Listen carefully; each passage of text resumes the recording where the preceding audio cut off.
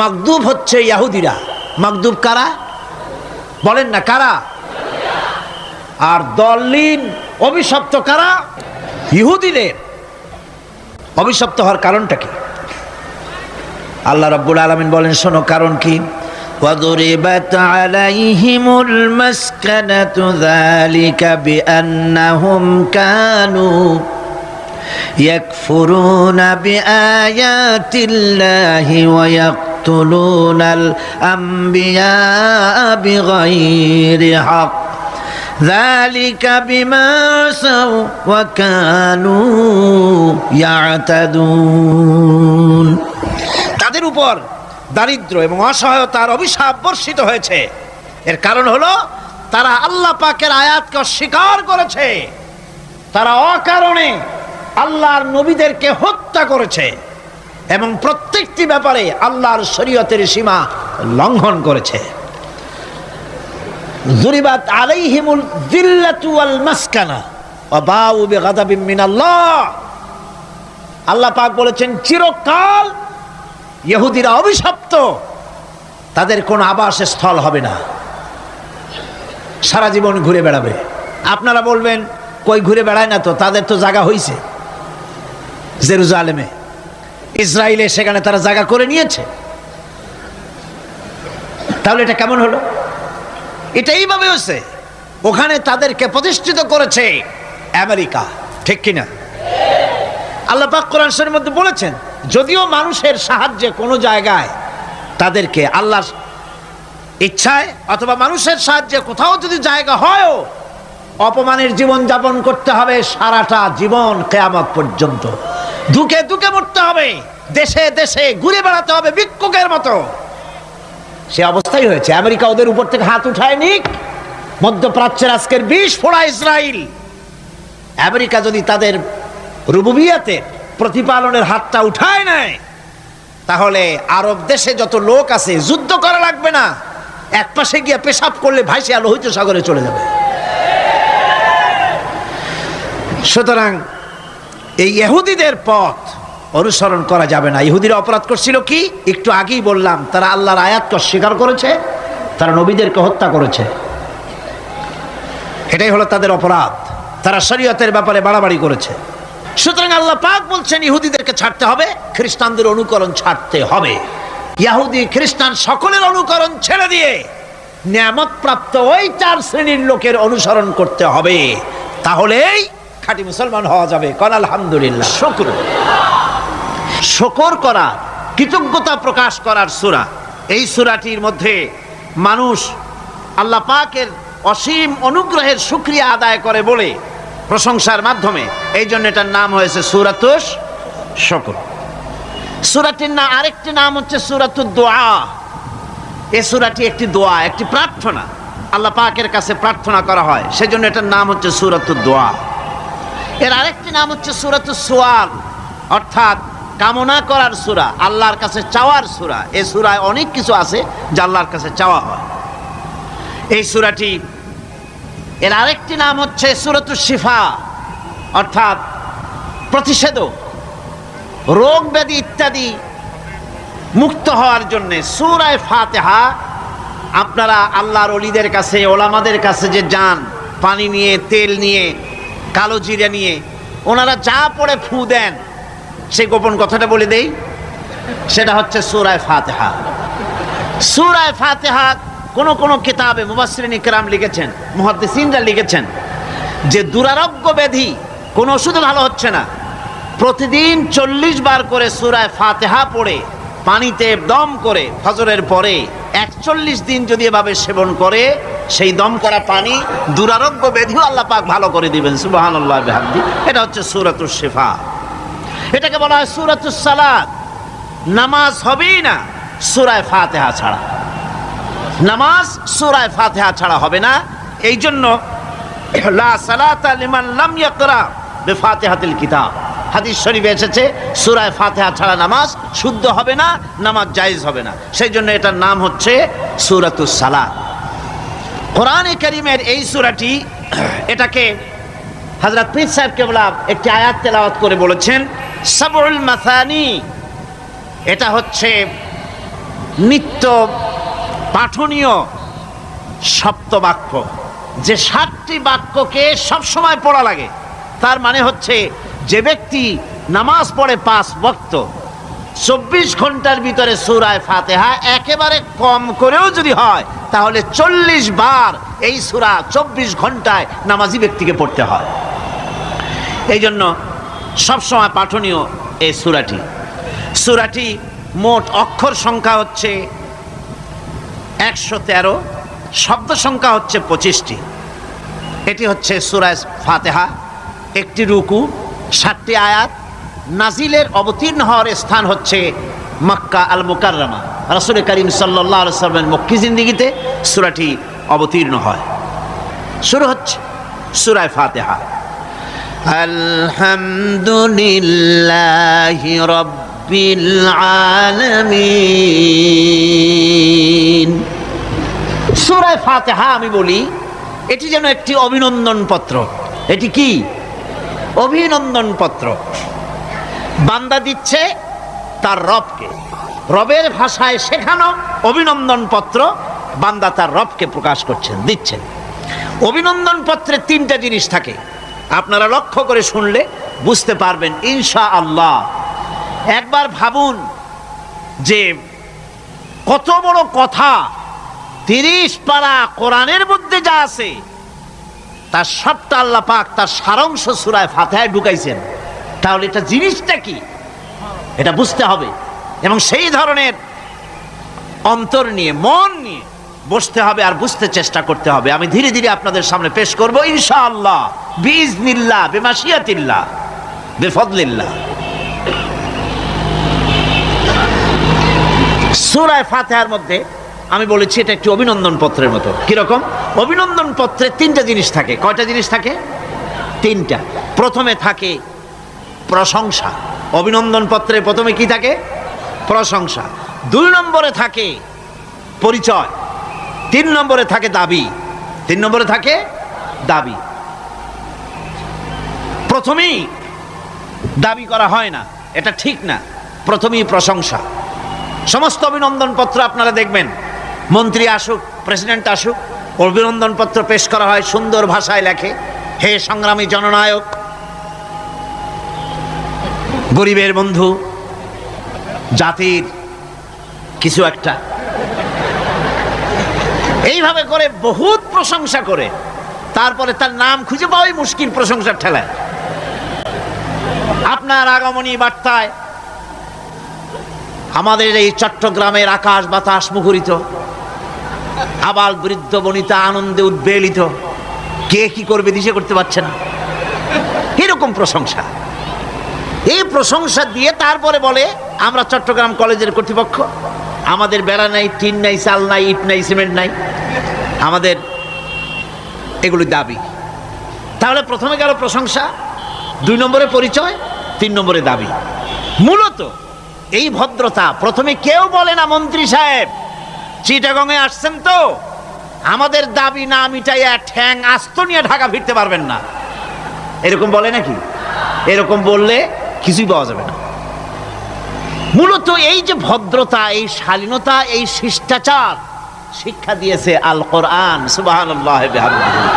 কোরআনে কারিমে যে রব বলা হয়েছে তার অর্থ হচ্ছে, তার অর্থ ব্যাপক, অনেক বিশাল এর অর্থ। এ রব কাকে বলে আমি রবের সমস্ত ব্যাখ্যা করতে পারবো না, তবে অল্প কথায় এমন ভাবে বলতে চেষ্টা করব যাতে করে আপনাদের বুঝে আসবে ইনশাআল্লাহ। আমরা বলি ইনশাআল্লাহ। এখন আপনারা যদি আমাকে প্রশ্ন করেন যে অত কথা বুঝি না, এক লাইনে এক বাক্যে বুঝায় দেন রব কাকে বলে, তাহলে আমি কথাটা এইভাবে বলবো, যাহার যখন যে জিনিসের যতটুকুন প্রয়োজন তাহাকে তখন সেই জিনিস ফরিয়াদ করার আগে যিনি পৌঁছে দেন তার নাম হচ্ছে রব। এ রব হচ্ছে তার মধ্যে রুবুবিয়তের সম্পূর্ণ কোয়ালিটিতে ভর্তি। আল্লাহ পাকের মধ্যে রুবুবিয়তের কোয়ালিটি। রব শুধু সৃষ্টি করেই ছেড়ে দেন না, প্রতিপালন করেন, পূর্ণতায় পৌঁছে দেন। সুবহানাল্লাহ বলতে ইচ্ছে করে না ভাইরা? দেখেন আল্লাহ রাব্বুল আলামিন এমন রব, বাংলাদেশের কুকুর আর আমেরিকা ইউরোপের শীত প্রধান দেশের কুকুর একরকম নয়।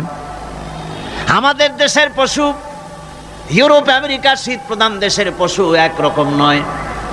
তার কারণ হলো আমাদের দেশে শীত কম, নাতিশীতোষ্ণ অঞ্চলের মধ্যে খানিকটা পড়ে যায়। এখানে পশুদের গায়ে কম পশম থাকলে কোনো অসুবিধা নাই। ভেড়া, ঘোড়া, কুকুর, বন্য প্রাণীকে কেউ তো কম্বল দেয় না, ল্যাপ দেয় না, রাজাই দেয় না, খাতা দেয় না, চাদর দেয় না। আল্লাহ রাব্বুল আলামিন তিনি এমন রব, শীত প্রধান দেশের পশুদের গায়ে পশম দিয়া চিরস্থায়ী কম্বল জড়ায় দিয়েছেন। এর নাম হচ্ছে রব। প্রতিপালনের পদ্ধতি কি সুন্দর করে তিনি প্রতিপালন করছেন, কি সুন্দর করে তিনি পশু পক্ষীগুলিকে তাদের আহার জোগাড় করছেন, প্রতিপালন করছেন। তিনি রব, মানুষকে সৃষ্টি করেছেন, আমাদেরকে সৃষ্টি করেছেন, সব প্রয়োজন মিটাইছেন। সুবহানাল্লাহ ওয়া বিহামদিহি, সকল প্রয়োজন মিটিয়েছেন, একটা জিনিস বাদ রাখেন না। আমি এই জন্য বলি যে কোরআন হচ্ছে বিজ্ঞানের উৎস। কোরআন বিজ্ঞানের কি? বিজ্ঞানের আবিষ্কার যত বাড়বে, বিজ্ঞান চিরটা কাল কোরআনের কাছে ভিক্ষার হাত দিয়ে এতিমের মতো দাঁড়ায় থাকবে কিয়ামত পর্যন্ত। আল্লাহ বিহামদিহি, বিজ্ঞানীরা বলেছেন আমাদের এই পৃথিবীটা, আল্লাহ না করুন কখনো, আমাদের এই পৃথিবীটা যদি কোনো ব্ল্যাক হোলের আওতায় পড়ে, ওর রেঞ্জে আসে, তাহলে মাত্র 2 সেন্টিমিটারের মধ্যে পৃথিবীটা তার ঘনত্ব লাভ করে ব্ল্যাক হোলের মধ্যে অদৃশ্য হয়ে যাবে, হারায় যাবে, অস্তিত্ব থাকবে না। আল্লাহ পাক, আশ্চর্য লাগে আমার বিজ্ঞানের বইপত্র যখন পড়ি, আমার কাছে আশ্চর্য লাগে 1400 বছর আগে নবী কোনো বিজ্ঞানাগারে পড়াশোনা করেন নাই, কোন সায়েন্স নিয়ে রিসার্চ করেন নাই। সেই নবীর মুখ থেকে এমন বিজ্ঞানময় কোরআন আল্লাহ বের করালেন যে আজকের পৃথিবীর মডার্ন যুগের বিজ্ঞানীরা কোরআনের কাছে এতিম হয়ে দাঁড়ায় আছে। পৃথিবীর কোন বিজ্ঞানী বলতে পারবে না যে কোরআনে কারিমের অমুক আয়াতটা আনসাইন্টিফিক, এটা হাদিস আমাদের বিজ্ঞানের সাথে মিল খায় না, এমন কথা বলতে পারবে না। বরং কোরআন সার্টিফাই করবে তোমার এই বক্তব্য, তোমার এই থিওরি মোস্ট আনসাইন্টিফিক, কোরআন বলবে। ওরা বলতে পারবে না যে আয়াতটা আনসাইন্টিফিক। সুতরাং কোরআন হচ্ছে মহান বিজ্ঞানময়, কোরআন হচ্ছে আল্লাহ পাকের দেওয়া এক মহান বিধান, যে কোরআনের কারণে আল্লাহ পাক আমাদেরকে হেদায়েত দান করেছেন। সুতরাং এই কোরআন হচ্ছে, কোরআনের মধ্যে যা আছে, গোটা কোরআনে যা আছে সব সূরা ফাতিহায় আছে। সুবহানাল্লাহ ওয়া বিহামদিহি। আল্লাহ পাক বলছেন আলহামদুলিল্লাহি রাব্বিল আলামিন। মহব্বতের সাথে পড়েন সবাই, আলহামদুলিল্লাহি রাব্বিল আলামিন। সমস্ত প্রশংসা, যাবতীয় প্রশংসা সে আল্লাহ পাকের, যিনি তামাম জাহানের পালনেওয়ালা রব। আল্লাহ পাক তার কাছে যখন বান্দা আলহামদুলিল্লাহি রাব্বিল আলামিন বলে, তখন প্রশ্ন হয় যে তার, যার প্রশংসা তুমি করছো, তোমরা করছো, তার কি আরো কোনো গুণকীর্তন আছে নাকি? আমরা বলি আর রহমানির রহিম, তিনি পরম দাতা এবং দয়ালু। রহমান এবং রহিম দুটি হচ্ছে সমঅর্থবোধক, প্রায় কাছাকাছি অর্থবোধক শব্দ। অসীম মেহেরবান এবং বিশেষ করুণাময় তিনি, যিনি রহমান এবং রহিম। রহমান রহিম আল্লাহ পাকের দুটি গুণবাচক নাম। রহমান অপেক্ষা, রহিম অপেক্ষা রহমান, এটা হচ্ছে বেশি ব্যাপক অর্থবোধক, যার জন্য তাফসীরে বলা হয়েছে আর রহমানু যুর রাহমাতিশ শামিলা বিজামিল খালায়েক ফিদ দুনিয়া ওয়াল মুমিনিনা ফিল আখিরাহ। অর্থাৎ রহমান তিনি, যিনি এমন রহমতের মালিক যা বিশেষত গোটা বিশ্বের সমস্ত মানুষের জন্য প্রযোজ্য। আর রহিম হচ্ছে শুধু কিয়ামতের দিন পৃথিবীতে রহমান, তিনি দয়াবান পৃথিবীর সমস্ত মানুষের জন্য, এবং কিয়ামতে শুধু মুমিনদের জন্য। রহমান কিয়ামতে শুধু মুমিনদের জন্য। আর রহিম হচ্ছে আর রহিম যুর রাহমাতি শামিলা লিল মুমিনিনা ইয়াউমিল কিয়ামা। রহিম হচ্ছে শুধুমাত্র কিয়ামতের দিন আল্লাহ রাব্বুল আলামিন শুধু মুমিন লোকদের জন্য এই বিশেষ দয়া কিয়ামতের দিন করবেন। এখন রহমান হচ্ছেন পৃথিবীর সমস্ত মানুষের জন্য, সমস্ত প্রাণীর জন্য। তার দান থেকে কেউ বঞ্চিত থাকবে না, সকলের জন্য তার দানের দরজা অবারিত, উন্মুক্ত। এই পৃথিবীর বুকে আমরা দেখতে পাই মানুষ তার বন্ধুদেরকেই দেয়, শুধু সরকার হোক আর সাধারণ মানুষ হোক, আপনজনদেরকে নিজের দলকেই বেশি নেয়। কথা ঠিক কিনা? নিজের দলের প্রতি, আত্মীয় স্বজনের প্রতি স্বজন প্রিয়তা মানুষের শরীরের ভিতরে রোগ হিসাবে কাজ করে, আর এভাবে করে নিজের দল আর আত্মীয় স্বজনকে বেশি করে সুযোগ সুবিধা দেয়। শত্রুকে কেউ দেয় না, শত্রুকে কেউ ডেকে ডেকে কোনো জিনিস দিতে চায় না বা দেয় না। আল্লাহ রাব্বুল আলামিন এমন রহমান, এমন দয়াবান, এমন মেহেরবান, যারা তার ইবাদত করে, যারা তাকে স্বীকার করে, আল্লাহ বলে তাকে যারা সেজদা দেয়, আল্লাহ পাক তাদেরকেও দেন। আর যারা আল্লাহকে অস্বীকার করে, আল্লাহ রাব্বুল আলামিনকে মানে না, তার গুণাবলী কি স্বীকার করে না, তার অস্তিত্ব স্বীকার করে না, তারপরেও আল্লাহ রাব্বুল আলামিন কোন নাফরমান বান্দাকেও রহমত থেকে বঞ্চিত করেন না। সে যেই হোক, বেনামাজি হোক, মুরতাদ হোক, নাস্তিক হোক, তারপরে আল্লাহর অনুগ্রহ থেকে সে বঞ্চিত থাকে না। কথা ঠিক কিনা? বরং এটাই আমরা দেখি, নামাজি, দিনদার, পরেজগার মানুষ তার বরং কম থাকে, সে বরং কম পায়। বাড়ি নাই, ঘর নাই, কলকারখানা নাই, আর নামাজ রোজা করে না, হজ যাকাত করে না, আল্লাহর সাথে বিরোধিতা করে, আল্লাহরে মানেই না, বলে দেয়ার ইজ নো গড, স্রষ্টা বলতে কেউ নাই। এই ড্রিঙ্ক অ্যান্ড বি মেরি, এই হচ্ছে তাদের থিওরি, তাদের দর্শন, তাদের ফিলসফি। এই জাতীয় লোকগুলি বরং দেখা যায় তারা ক্ষমতা পায়, বাড়ি হয়, গাড়ি হয়, কল হয়, কারখানা হয়, সম্মান পায়। এটা কেন? এর কারণ হচ্ছে আল্লাহ রাব্বুল আলামিন এই পৃথিবীর কোনো মূল্য দেন না।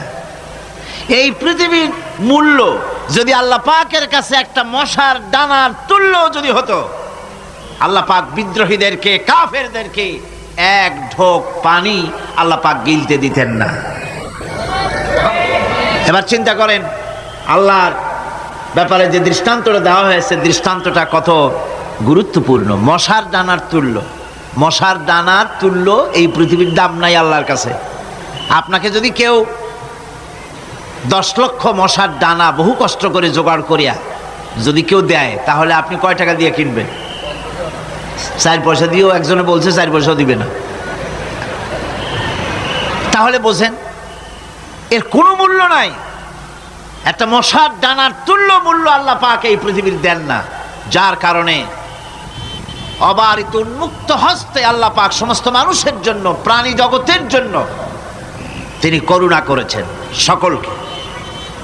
এই করুণাময় রহমান আল্লাহ পাক, তিনি গুনাহগারদেরকে, যারা আল্লাহ পাকের ফরমাবরদারি করতেছে, তাদেরকে সকলকে আল্লাহ পাক সমানভাবে তার জিনিসগুলিকে তিনি দিয়ে দিচ্ছেন।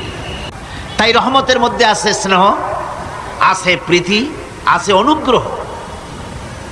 আল্লাহ পাকের রহমতটা কি জিনিস? সেটা হচ্ছে রহমতি ওয়াসিআত কুল্লা শাই, আমার রহমত দিয়ে সমস্ত জিনিসকে ঢেকে রাখা হয়েছে। প্রত্যেকটি জিনিসের ভিতরে আল্লাহ পাকের রহমত রয়েছে। রহমত ছাড়া এই পৃথিবীতে মানুষের চলার কোনো পথ নাই। সমস্ত ব্যাপারই আল্লাহ পাকের রহমত আর রহমত। আমরা যখন বললাম আর রহমানির রহিম, বলেন সবাই আর রহমানির রহিম। আবার প্রশ্ন হয়, বান্দা বুঝলাম আরো কোনো কোয়ালিটি, আরো কোনো বৈশিষ্ট্য তার আছে নাকি? আমরা বলি মালিকি ইয়াউমিদ্দিন। তিনি হচ্ছেন বিচার দিনের মালিক, শেষ বিচারের মালিক তিনি। একদিকে এটাকে ব্যালেন্স করা হয়েছে, একদিকে অফুরন্ত রহমত, যার কোনো কুল নাই, কিনারা নাই। এখন আদল দরকার। এখন কি দরকার? আদল, ইনসাফ দরকার। আল্লাহ পাক একদিকে অফুরন্ত রহমত আর নিয়ামত দিয়ে পৃথিবীকে ছেয়ে রেখেছেন, অপর দিকে বলেছেন আমি হচ্ছি বিচার দিনের মালিক, সেদিন আমি বিচার করব। সেই বিচারের ভিতরে কোনো পক্ষপাতিত্ব থাকবে না, হবে না। সেখানে তিনি হবেন হাকামুল হাকিমিন, ওইটা হবে সুপ্রিম কোর্টের সুপ্রিম কোর্ট। সেই পরকালে, সেই কিয়ামতের মাঠে আপনাকে আমাকে সকলকে উপস্থিত হতে হবে, নাকি হবে না? সবাইকে উঠতে হবে। এই দিন শব্দটি কোরআনে কারিমে বহু জায়গায় বলা হয়েছে এবং বিভিন্ন অর্থে ব্যবহার করা হয়েছে। যেমন দিন শব্দের অর্থ প্রভাব, প্রতিপত্তি, আধিপত্য, হিতাত, বন্দিগি, দাসত্ব, আনুগত্য, নীতি, পথ, পন্থা, হিসাব, ফায়সালা, প্রতিদান, প্রতিফল, এরকম অনেক অর্থ, অনেক অর্থে দিন শব্দ কোরআনে কারিমের মধ্যে ব্যবহৃত হয়েছে। কিন্তু এখানে মালিক ইয়াউমিদ্দিন, এই দিন এখানে ব্যবহার করা হয়েছে প্রতিফল অর্থে। প্রতিফলের দিন, যেদিন প্রতিফল দেওয়া হবে, তিনি হচ্ছেন সেই দিবসের অধিপতি, সেই দিবসের মালিক। সূরা ইনফিতারে আল্লাহ পাক বলছেন ওয়ামা আদরাকা মা ইয়াউমুদ্দিন সুম্মা মা আদরাকা মা ইয়াউমুদ্দিন। বিচারের দিনটি কি তা তোমাকে কে জানালো? আবার জিজ্ঞেস করছি, তোমাকে কে জানালো বিচারের দিনটা কি? আল্লাহ পাক জবাবে বলছেন বিচারের দিনটা হচ্ছে ইয়াউমা লা তামলিকু নাফসুন লিনাফসিন শাইআন ওয়াল আমরু ইয়াউমা ইযিন লিল্লাহ। বিচারের দিন হচ্ছে এমন দিন যেদিন কেউ নিজেকে রক্ষা করতে পারবে না, কারো থেকে কেউ নিজেকে রক্ষা করতে পারবে না, নিজেকে কেউ নিজের জন্য কাউকে সাহায্যকারী পাবে না। আর সমগ্র ব্যাপারটি নিরঙ্কুশভাবে আল্লাহ রব্বুল আলামিনের হাতে থাকবে। সেই দিনটার নাম কিয়ামত, সেটার নাম পরকাল, সেটার নাম হচ্ছে বিচারের দিন। যেদিন কর্তৃত্ব হবে কেবলমাত্র কার? আল্লাহ পাক। সেই দিনটা হচ্ছে কর্মফল পাওয়ার দিন। লাহা মা কাসাবাত ওয়া আলাইহা মা কাসাবাত। প্রত্যেক মানুষই সে উপার্জন অনুসারে সেখানে ফল পাবে। যেমন কর্ম তেমন ফল পাবে, ব্যক্তি হিসাবে পাবে, দল হিসাবে পাবে। তিলকা উম্মাতুন ক্বাদ খালাত লাহা মা কাসাবাত ওয়া লাকুম মা কাসাবতুম ওয়া লা তুসআলুনা আম্মা ইয়ামালুন। প্রত্যেক মানুষই তার উপার্জন অনুসারী ফল পাবে। যা সে পাবে তা নিজের উপার্জন ছাড়া আর কিছুই না। আর যে ফল পাবে সেটাও তার উপার্জন। সুতরাং কিয়ামতের দিন আল্লাহ মানুষের উপরে কোনো জুলম করবেন না, অত্যাচার করবেন না। আল্লাহ পাক তো তার বান্দার জন্য জুলুমকারী নন, ঠিক কিনা? আল্লাহ পাক বলছেন মান আমিলা সালিহান ফালিনাফসিহি ওয়া মান আসাআ ফাআলাইহা ওয়া মা রাব্বুকা বিযাল্লামিন লিল আবিদ। যে ব্যক্তি পুণ্য কাজ করলো সে নিজের কাজে, নিজের স্বার্থেই তা করলো। আমরা যে নামাজ পড়ি এটা কি আল্লাহর স্বার্থ? কথা কন, আল্লাহর স্বার্থ? সারা পৃথিবীর সমস্ত মানুষ যদি আল্লাহরে সেজদা দেয়, আল্লাহর ক্ষমতা আরো কিছু কালের জন্য বাড়বে নাকি? সমস্ত মানুষ যদি আল্লাহকে অস্বীকার করে, বিদ্রোহী ঘোষণা করে, বিদ্রোহ ঘোষণা করে, তাতে কি আল্লাহর ক্ষমতা শেষ হয়ে যাবে? নাউযুবিল্লাহি মিন যালিক। যেমন ছিলেন তেমনই থাকবেন। সুতরাং আমরা যা করি, আমরা নামাজ পড়ি নিজেদের জন্যে, আল্লাহকে খুশি করার জন্য, কিন্তু কল্যাণটা আমার। কল্যাণটা কার? আমার। রোজা, হজ, যাকাত, তেলাওয়াত যা করি সব আল্লাহকে খুশি করার জন্য, কিন্তু স্বার্থ পুরাটাই আমার, আমার কল্যাণের জন্যই আমি করি। এবং আল্লাহ হচ্ছেন তিনি তোমাদের রব, ওমা রাব্বুকা বিযাল্লামিন লিল আবিদ, তোমাদের রব হচ্ছেন তিনি যিনি বান্দাদের উপরে কখনো অত্যাচার করেন না, জুলম করেন না, মেহেরবানি দিয়ে যিনি ছেয়ে রাখেন তিনি হচ্ছেন আল্লাহ পাক। সুতরাং সেই কিয়ামতের মাঠে আল্লাহ পাকের দরবারে আমাদের সকলকেই উঠতে হবে, আল্লাহ পাকের দরবারে আমাদের সামনে আল্লাহ পাকের সামনে দাঁড়াতে হবে। সেদিন আমাদেরকে কেউ বাঁচাতে পারবে না। সেদিন আল্লাহ পাক এর দরবারে যেন আমরা আসামি না হই, সেজন্য এই পৃথিবীতে কোরআন অনুযায়ী আমাদের জীবন গড়তে হবে, সুন্নাহ অনুযায়ী জীবন গড়তে হবে, তাহলে পরকালে আল্লাহ পাকের কাছে নাজাত পাওয়া যাবে। বড় কঠিন জায়গা, বড়ই কঠিন জায়গা। এবার প্রশ্ন হচ্ছে, তোমরা যারা আমার প্রশংসা করলে তোমরা কারা? জবাবে আমরা বলছি, ইয়্যাকা না'বুদু ওয়া ইয়্যাকা নাস্তাঈন। আয় আমার রব, আমরা হচ্ছি তোমার বান্দা, একমাত্র তোমারই গোলামি করি, একমাত্র একমাত্র তোমারই ইবাদত করি। আর কারো ইবাদত, এই শব্দটা লাগাইলে কি বোঝা যায় যে আর কারো করি না, একমাত্র তোমারই ইবাদত করি আর একমাত্র তোমারই কাছে সাহায্য প্রার্থনা করি। আমরা তোমার বান্দা। এবার প্রশ্ন হচ্ছে, চাও কি? পরিচয় তো শুনলাম, চাও কি? আল্লাহ রাব্বুল আলামিন আমাদেরকে শিখাই দিলেন, কত বড় মেহেরবান তিনি, কত দয়ালু তিনি, তার কাছে চাওয়ার ভাষাটাও তিনি আমাদের শিখাই দিলেন। জনে কোন সুবহানাল্লাহ। রব্বুল আলামিন আমাদের শিখালেন, এভাবে চাও, ইহদিনাস সিরাতাল মুস্তাকিম সিরাতাল্লাযীনা আন'আমতা আলাইহিম গায়রিল মাগদুবি আলাইহিম ওয়ালাদ-দাল্লিন। হায় আল্লাহ, ইহদিনাস সিরাতাল মুস্তাকিম, একটা রাস্তা চাই, সহজ সরল সঠিক একটি পথ চাই তোমার কাছে। সেই পথটা চাই যে পথ হচ্ছে নিয়ামত প্রাপ্তদের, অভিশপ্ত এবং পথভ্রষ্টদের পথ নয়। যে পথ নিয়ামত প্রাপ্তদের, ওই ধরনের একটা পথ আমরা চাই।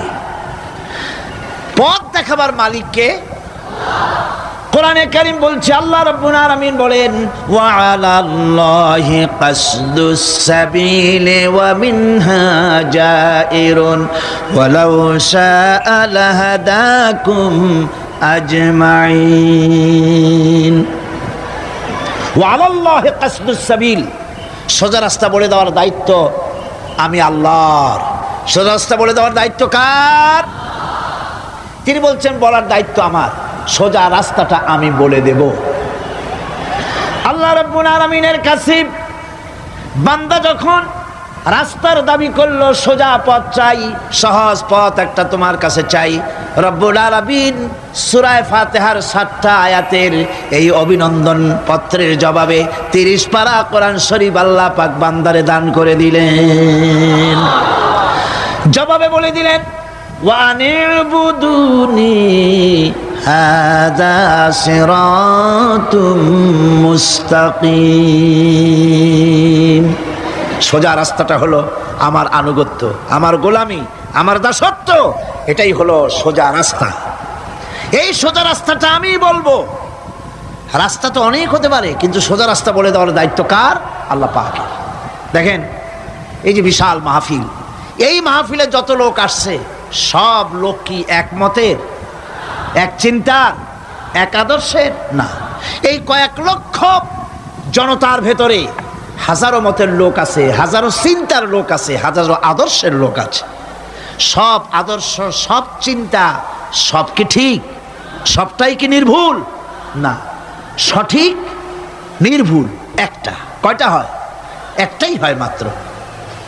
এই জন্য আমি দৃষ্টান্ত দিতে গিয়ে বলি, অঙ্ক পরীক্ষা যেদিন হয়, ছেলেরা অঙ্ক পরীক্ষা যেদিন দেয়, সেই অঙ্ক পরীক্ষা দিতে গিয়ে অঙ্ক যারা ভুল করে তাদের ফলাফল কয় রকম হয় বলেন? হ্যাঁ, অনেক রকম হয়। আর যাদের অঙ্ক যাদের ঠিক হয় তাদের ফলাফল কয় রকম? একরকম। তার অর্থ কি? তার অর্থ হলো ভুলের পথ অনেক আর হকের পথ, বাতিলের পথ অনেক, ভুলের পথ অনেক, সঠিক এবং হক যেটা তার পথ হচ্ছে মাত্র একটা। এই জন্যে আল্লাহ রাব্বুল আলামিন তিনি সোজা রাস্তা বলে দেওয়ার দায়িত্বটা নিয়েছেন। কোরআন বলছে প্রত্যেকটি সৃষ্টির শুরু হতে শেষ পর্যন্ত 4টা স্তর পার হতে হয়। তার সর্বশেষ স্তর হলো হেদায়াত। 4টে স্তর পার হওয়ার সর্বশেষ স্তর হচ্ছে হেদায়াত। আল্লাযী খালাকা ফাসাওয়া ওয়াল্লাযী কদ্দারা ফাহাদা। তিনি সকল বস্তুকে সৃষ্টি করেন এবং তারপর তার পরিমাপ, তার কর্মপথ, তার হেদায়েত তিনি দিয়ে দেন। তার মানে হচ্ছে তিনি সৃষ্টি করেন, সামঞ্জস্য রাখেন, পরিমাপটা ঠিক করেন এবং পথের নির্দেশ দেন। সৃষ্টি করেই ছেড়ে দেন না, তার হেদায়েত দিয়ে দেন। তার পরিমাপটা ঠিক করেন, সামঞ্জস্য করেন। কিরকম? দেখুন, আপনি যখন দাঁড়ান তখন আপনার পায়ের উপরে হাঁটু থেকে হাঁটুর নিচের যে অংশ পা পর্যন্ত, ওইটাকে কি কয়? পা, নলা। এই তো ঠিক বলছেন, নলা। আপনারা আমাকে সাহায্য করবেন যেখানে আমি আটকে যাই। নলা। এই নলাটা পায়ের সেন্টারে যদি রাখা হতো, বোঝেন ভালো করে, পায়ের সেন্টারে এই জায়গাটা, এটা ধরুন পা, এই জায়গাটায় যদি হতো পায়ের নলাটা, হয় সিটায় পড়তেন না হয় ফুটোয় পড়তেন। আল্লাহ পাক বলছেন শুধু সৃষ্টি করি না, সামঞ্জস্য এবং পরিমাপ ঠিক করি। মাপ মতো পাটা সামনে গোড়ালির কাছে নলাটা বসায় দেওয়া হয়েছে যাতে আপনি চিত না হন, বুটো হয়ে না পড়েন। সুবহানাল্লাহ কইতে ইচ্ছা করে না? এই নলাটা যদি আঙ্গুলের দিকে আসতো আর পাটা যদি পিছনের দিকে বেশি অংশ থাকতো, যতই সামনে হাঁটতেন ততই পিছনে চলে যেতেন। ভূত নাকি, ভূতের পা থাকে নাকি পিছনের দিকে, বলে লোকেরা, আমি দেখি টেকি নেই। ভূত নাকি সামনে আগাতে গেলে পিছনে চলে যায়। আর হাঁসের ডিম থেকে বাচ্চা বেরোলে সেই বাচ্চা আর মা বাবা দুজনকেই ভাড়ায় দেন পানির মধ্যে, সাঁতরায় উঠে আসবে, ঠিক কিনা? কে শিখালো সাঁতার? কে শিখালো? শুধু সৃষ্টিই করেন না, আল্লাহ পাক সৃষ্টি করেন, সামঞ্জস্য এবং পরিমাপকে ঠিক করেন এবং তাকে পথের নির্দেশ দেন। এটা হলো সর্বশেষ। সৃষ্টি করে ছেড়ে দেন না। যেমন কোরআনে কারিমে হযরত ইব্রাহিম আলাইহিস সালাম তিনি তার সম্প্রদায়ের সাথে যে কথোপকথন করেছিলেন, বিষয়টি আল্লাহ পাক কোরআনে কারিমের মধ্যে কোট করে দিলেন। এই হেদায়েতের বিষয় সেখানে আছে বলে আল্লাহ পাক বিষয়টা কোরআনে জায়গা করে দিলেন। ওয়া ইয ক্বালা ইব্রাহিমু লিআবিহি ওয়া কওমিহি ইন্নানি বারাউম মিম্মা তা'বুদুন ইল্লাল্লাযী ফাতারানি ফাইন্নাহু সায়াহদিন। ইব্রাহিম আলাইহিস সালাম তার পিতা এবং তার গোত্রকে বললেন, তার সম্প্রদায়ের লোকদেরকে, নিঃসন্দেহে আমি মুক্ত, আমি পবিত্র। তোমরা যেসব জিনিস দিয়ে যেসব এর ইবাদত করো, গোলামি করো, আনুগত্য করো, আমি তার থেকে পবিত্র। আমি তো শুধু ইবাদত করি, গোলামি করি সেই স্রষ্টার, যিনি আমাকে সৃষ্টি করেছেন। আমার সম্পর্ক শুধুমাত্র সেই সত্তার সাথে যিনি সৃষ্টি করেছেন। আল্লাযী খালাকানি ফাহুয়া ইয়াহদিন, যিনি আমাকে সৃষ্টি করে শুধু সৃষ্টি করেন নাই, আমাকে হেদায়েত দিয়েছেন, আমাকে পথের দিশা দিয়েছেন। ওয়াল্লাযী হুয়া ইউতঈমুনি ওয়া ইয়াসকিন, যিনি আমাকে সৃষ্টি করেছেন, তিনি হেদায়েত দিয়েছেন। আর আমি যখন তৃষ্ণার্ত হই তিনি আমাকে পান করান, আমি যখন ক্ষুধার্ত হই তিনি আমাকে আহার দেন। ওয়া ইযা মারিদতু ফাহুয়া ইয়াশফিন, আর যখন অসুস্থ হই তখন তিনি আমাকে রোগ মুক্ত করে দেন। সুবহানাল্লাহি বিহামদি। ইন্না হাদাইনাহুস সাবিলা ইম্মা শাকিরান ওয়া ইম্মা কাফুরা, নিশ্চয়ই আমি তাদেরকে তাদের কর্মপন্থা প্রদান করেছি। আমি তাদেরকে হেদায়েত দিয়েছি, চলার পথের দিশা দিয়েছি। এখন ইচ্ছে করলে সে কৃতজ্ঞ হতে পারে, ইচ্ছে করলে অকৃতজ্ঞতার পথও অবলম্বন করতে পারে। আমি তাকে হেদায়েত দিয়ে দিয়েছি, পথ দেখিয়ে দিয়েছি। ডান এবং বাঁ দুটি রাস্তা আল্লাহ পাক দেখিয়ে দিয়েছেন। আসহাবুল ইয়ামিন, আসহাবুল শিমাল, একটা ডানপন্থী আর একটা বামপন্থী। আমাদের দেশে কিছু লোক আছে নাম মুসলমান, কিন্তু বলে যে আমরা বামপন্থী আন্দোলন করি। অথচ সমস্ত ডানপন্থীদের জায়গা হবে জান্নাতে, যদি জান্নাতের আমল করতে পারে। ডানপন্থীদের নেতা হচ্ছেন দুনিয়ার সমস্ত পয়গম্বরেরা, আর বামপন্থীদের নেতা হলো শয়তান। বামপন্থীদের নিয়ে শয়তান যাবে কিয়ামতে জাহান্নামে। আল্লাহ পাক রাস্তা বলে দিয়েছে। আল্লাহ রাব্বুল আলামিন বলেন, আলাম নাজআল লাহু আইনাইনি ওয়া লিসানান ওয়া শাফাতাইন ওয়া হাদাইনাহুন নাজদাইন। আমি কি তোমাদের দুটি চক্ষু দেইনি, দেখার জন্য দুটো চোখ দেই নাই? আমি কি তোমাদেরকে কথা বলার জন্য দুটো ঠোঁট দেই নাই? এরপরে আমি কি তোমাদেরকে ভালো মন্দ বোঝার জন্য আমি কি হেদায়েত দেইনি? ভালো মন্দ সবটা বোঝার জন্য আমি তোমাদেরকে হেদায়েত দিয়েছি। সুতরাং এই হেদায়েতের রাস্তা ছেড়ে দিয়ে তোমরা নিজেদেরকে গোমরাহির মধ্যে ডুবিয়ে দিও না। আমার দেওয়া হেদায়েতের রাস্তায় নিজেদেরকে পরিচালিত করার জন্য প্রচেষ্টা করো। সিরাতুল মুস্তাকিম, এজন্য মডেল দরকার। কার অনুসরণ করব? আল্লাহ পাক শিখায় দিলেন, সিরাতাল্লাযীনা আন'আমতা আলাইহিম। পড়েন সবাই, সিরাতাল্লাযীনা আন'আমতা আলাইহিম গায়রিল মাগদুবি আলাইহিম ওয়ালাদ-দাল্লিন। আয় আল্লাহ, অনুগ্রহপ্রাপ্ত দল, সেই রাস্তা অনুগ্রহপ্রাপ্তদের রাস্তা চাই। তোমার মনোনীত ব্যক্তি অনুগ্রহপ্রাপ্ত যারা, তাদের পথ অনুসরণ করতে চাই। নবী বলুন, আমি তোমাদের মতো মানুষ, আমার উপরে ওহী আসে, ইন্নামা আনা বাশারুম মিসলুকুম, তোমাদের মতো মানুষ। একটু ভালো করে বিষয়টা বোঝেন। আরো বলেছি আমি, আজকে আবার স্মরণ করায় দেই। আল্লাহ শিখাই দিচ্ছেন, বলুন আমি তোমাদের মতো মানুষ, ফেরেশতা নই, জিন নই, আমার কাছে ওহী আসে। পার্থক্য এখানে। তবে আরো পার্থক্য আছে, সেটা হচ্ছে আমরা হচ্ছি সাধারণ মানুষ, নবীরা হচ্ছেন অসাধারণ মানুষ। সুবহানাল্লাহ। আমরা হচ্ছি মানব, রাসূল আল্লাহর পয়গম্বররা হচ্ছেন মহামানব। কথা বুঝে আসছে? তার মানে হলো আমরা সাধারণ মানুষ। সাধারণ মানুষেরা গুনাহ করতে পারে, ভুল করতে পারে, সব রকমের গুনাহ করতে পারে। নবীরা কোনো গুনাহ করতে পারেন না। আল্লাহ পাক তাদের দিয়ে গুনাহ করান না। আল্লাহ পাক ফেরেশতা দিয়ে, আপন কুদরত দিয়ে নবীদেরকে হেফাজত করেন। সুবহানাল্লাহ। সুতরাং এই কথা বিশ্বাস করতে হবে, সমস্ত নবীরা হচ্ছেন মানুষ। নবীদের আদর্শই কেবলমাত্র আদর্শ, সেই আদর্শকেই গ্রহণ করতে হবে, তাকেই একমাত্র নেতা হিসাবে গ্রহণ করতে হবে। আমার নেতা বলতেও রাজি না। মুশকিল কি এক জায়গায়? কয় যে নেতা বলা যাবে না। কেন? কয় যে ওই যে মানুষেরা বলে, স্লোগান দেয়, আমার নেতা, তোমার নেতা, অমুক তমুক হেন তেন, তো এগুলির সাথে নবীরে মিশানো এটা ঠিক না। তাছাড়া নবীরে নেতা কব না, কবটা কি? নবী কি হয় নেতা হবে, না হয় অনুসারী হবে, এর বাইরে তো কিছুই নাই। হয় ইমাম, না হয় মুক্তাদি। বাইরে কি?